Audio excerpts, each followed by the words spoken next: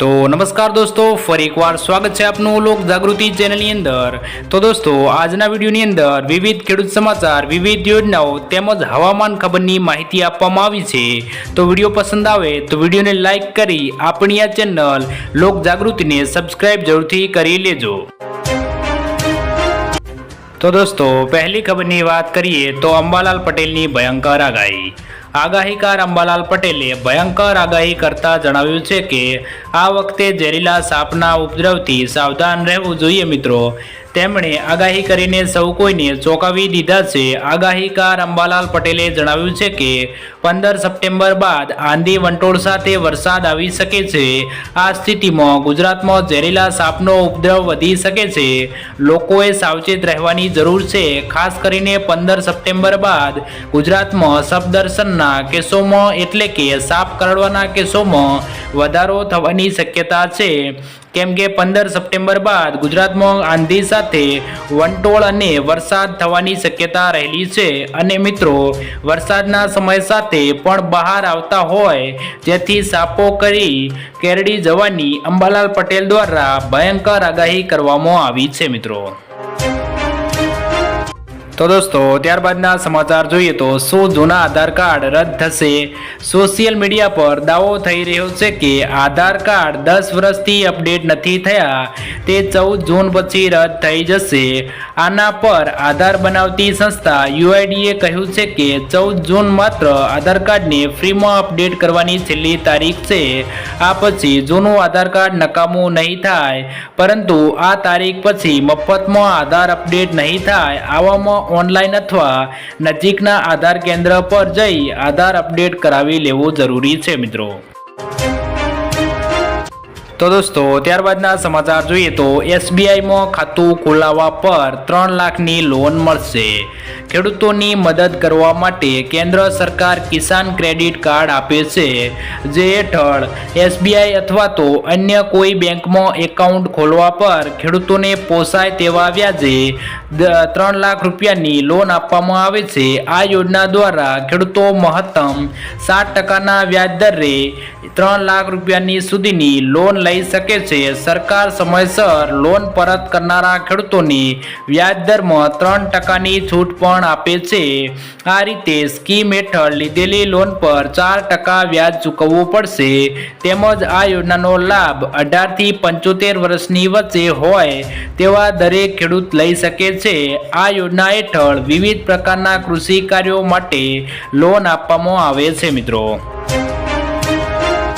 तो दोस्तों, ત્યારબાદના સમાચાર જોઈએ તો શિક્ષકોની ભરતીને લઈ સરકારનો મોટો નિર્ણય। राज्य सरकार द्वारा शिक्षकों भर्ती जाहेरात करवामां आवी छे।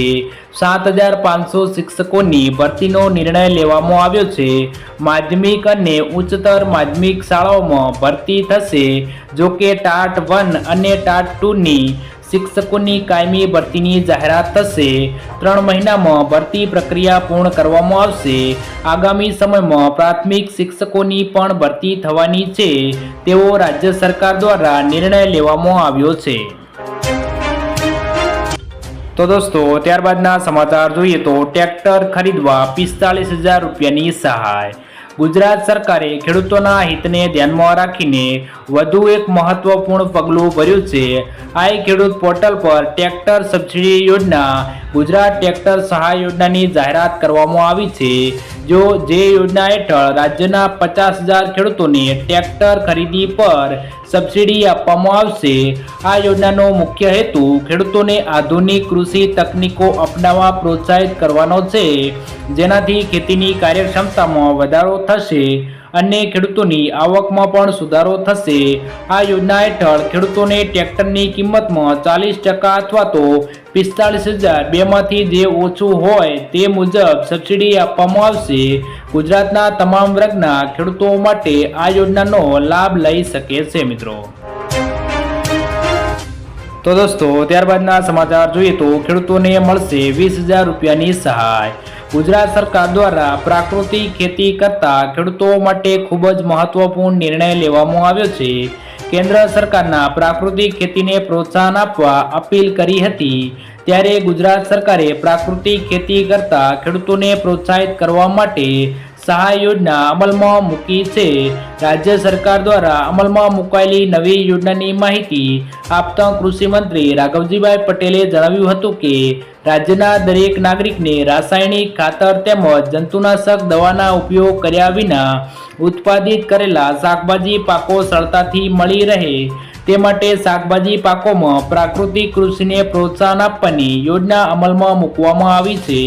આ યોજના હેઠળ શાકભાજીની ખેતી પ્રાકૃતિક ખેતી પદ્ધતિથી કરતા હોય તેવા ખેડૂતોને બિયારણ, પ્રાકૃતિક ઇનપુટ, ખેતી ખર્ચ તથા શાકભાજીની પ્રાકૃતિક ખેતીને પ્રોત્સાહન મળે એના માટે મહત્તમ 20,000 રૂપિયા પ્રતિ હેક્ટર સહાય આપવામાં આવશે। આ યોજનાના અમલીકરણ માટે રાજ્ય સરકાર દ્વારા અંદાજપત્રમાં 1,000 લાખની રકમ ફાળવવામાં આવી છે। મિત્રો તો દોસ્તો ત્યારબાદના સમાચાર જોઈએ તો ખેતી કરવા પર મળશે 6 લાખ રૂપિયાની સહાય। ભારત સરકાર અને ગુજરાત સરકાર દ્વારા ખેડૂતો માટે ઘણી બધી યોજનાઓ ચલાવવામાં આવે છે। રાજ્યના ખેડૂતો ખેતીવાડી ક્ષેત્રે, બાગાયતી ક્ષેત્રે અવનવી ટેકનોલોજીઓ, રીતો વગેરે અપનાવે તે ખૂબ જ જરૂરી છે।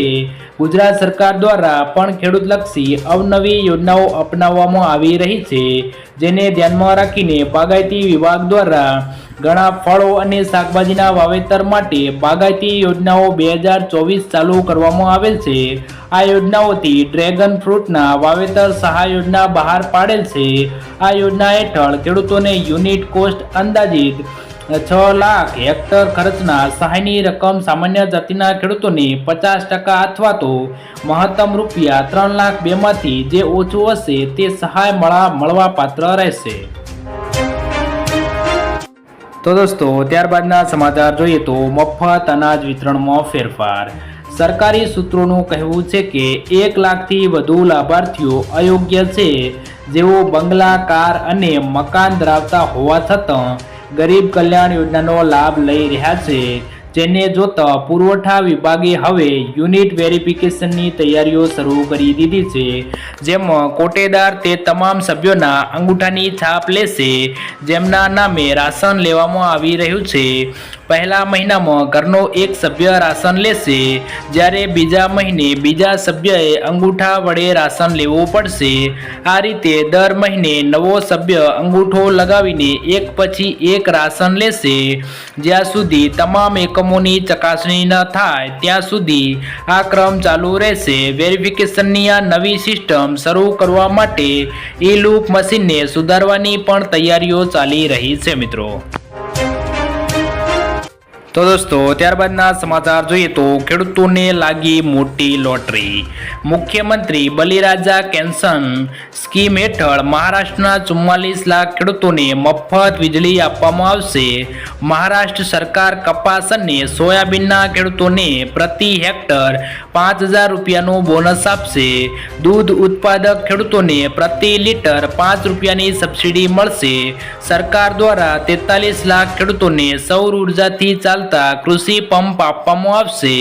આ સિવાય જંગલી જાનવરોના હુમલાથી મૃત્યુના કિસ્સામાં પીડિત પરિવારને 25 લાખ રૂપિયા સુધીની આર્થિક સહાય આપવામાં આવશે।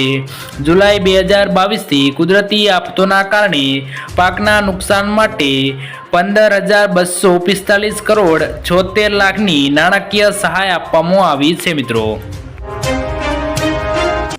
તો દોસ્તો ત્યારબાદના સમાચાર જોઈએ તો 10,000થી વધુ ખેડૂતોને મળશે સહાય। રાજ્ય સરકારે માર્ચ અને મે મહિનામાં ગુજરાતમાં પડેલા કમોસમી વરસાદના કારણે ખેડૂતોને નુકસાન થયું છે, તેને સહાય ચૂકવવાની શરૂઆત કરી દીધી છે। સરકાર 10,000થી વધુ ખેડૂતોને સહાય ચૂકવશે। માર્ચ 2024માં સાબરકાંઠા, મહેસાણા, ખેડા અને અરવલ્લીના 9,674 ખેડૂતોને કમોસમી વરસાદની સહાય ચૂકવવામાં આવી છે। મે મહિનામાં સુરત અને વલસાડ જિલ્લાના ખેડૂતોને વધુ નુકસાન થયું છે, તેથી તેમને પણ સહાય ચૂકવવામાં આવશે। નર્મદા, સુરત અને વલસાડ જિલ્લાના 1,379 ખેડૂતોને સહાય ચૂકવવામાં આવશે। મિત્રો તો દોસ્તો ત્યારબાદના સમાચાર જોઈએ તો 2024માં 15,000ની સહાય આપવામાં આવશે। તો પીએમ વિશ્વકર્મા યોજના હેઠળ લોકોને 5%ના વ્યાજ દર સાથે પ્રથમ હપ્તા તરીકે 1 લાખ રૂપિયા અને બીજા હપ્તા તરીકે 2 લાખ રૂપિયાની લોન આપવામાં આવશે।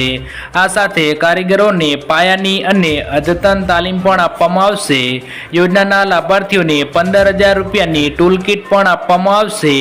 આ ઉપરાંત લાભાર્થીઓને કૌશલ્યની તાલીમ પણ આપવામાં આવશે। સરકાર દ્વારા 18 પરંપરાગત કૌશલ્ય વેપારનો સમાવેશ કરવામાં આવ્યો છે, જે ગ્રામીણ અને શહેરી વિસ્તારોના કારીગરો અને શિલ્પકારોને મદદ થશે। તેમાં સુથાર, હોડી બનાવનારો, લુહાર, તાળા બનાવનાર, સુરણકારો, કુંભાર, શિલ્પકારો, કડિયાઓ, માછલીની જાળ બનાવનારાઓ તેમજ રમકડા બનાવનારનો સમાવેશ કરવામાં આવે છે મિત્રો। તો દોસ્તો, ત્યારબાદના સમાચાર જોઈએ તો ખેડૂતોનું 2 લાખ રૂપિયા સુધીનું દેવું માફ। ખેડૂતોની લોન માફી સમગ્ર દેશમાં સૌથી વધુ ચર્ચિત વિષય છે। તેવામાં તેલંગાણામાં ખેડૂતોની લોન માફ કરવામાં આવી છે। તેલંગાણાના સીએમ રેવત દૂત રેડ્ડીએ લોન માફીની જાહેરાત કરી છે। તેમણે કહ્યું છે કે 11 ડિસેમ્બર 2018 અને 9 ડિસેમ્બર 2023 વચ્ચે લોન લેનારા ખેડૂતો માટે 2 લાખ રૂપિયા સુધીની લોન સંપૂર્ણપણે માફ કરવામાં આવશે। આ પહેલા ઝારખંડ સરકારે પણ ખેડૂતોની 2 લાખ રૂપિયા સુધીની લોન માફ કરવાની જાહેરાત કરી છે મિત્રો। તો દોસ્તો, ત્યારબાદના સમાચાર જોઈએ તો અનાજ ઉપર મળશે લોન। દેશમાં ખેડૂતો માટે સૌથી વધુ લોકપ્રિય કેસીસી લોન યોજના બાદ કેન્દ્ર હવે બીજી મોટી યોજના લઈને આવ્યું છે અને આ યોજનાનું નામ છે ઈ કિસાન ઉપજ નિધિ યોજના। ખેડૂતો માટે ગુજરાત સરકાર દ્વારા આ નવી લોન યોજના બહાર પાડવામાં આવી છે। આ યોજના હેઠળ એવા ખેડૂતોને લોન મળશે જે ખેડૂતો વેરહાઉસની અંદર પોતાનો માલ સાચવતા હોય અથવા તો ગોડાઉનની અંદર પોતાનો માલ સાચવતા હોય તેવા ખેડૂતોને આ યોજના હેઠળ લોન મળવા પાત્ર રહેશે। કેન્દ્રીય મંત્રી પિયુષ ગોયલે કહ્યું છે કે આ લોન યોજના હેઠળ ખેડૂતોને કોઈ પણ ગેરંટી વગર સરળતાથી 7% વ્યાજ દરે લોન મળશે। જો ખેડૂતોએ કેસીસી યોજના હેઠળ કોઈ લોન લીધી હોય તો પણ તેને વેરહાઉસ દ્વારા આપવામાં આવેલી રસીદના આધારે આ લોન લઈ શકશે મિત્રો। તો દોસ્તો, આજના વિડીયોમાં આટલું જ। જો વિડીયો પસંદ આવ્યો હોય તો વિડીયોને લાઇક કરી દેજો અને વિવિધ ખેડૂત સમાચાર, વિવિધ યોજનાઓ તેમજ દેશ અને દુનિયાના વિવિધ સમાચાર માટે આપણી આ ચેનલ લોક જાગૃતિને સબસ્ક્રાઇબ જરૂરથી કરી લેજો।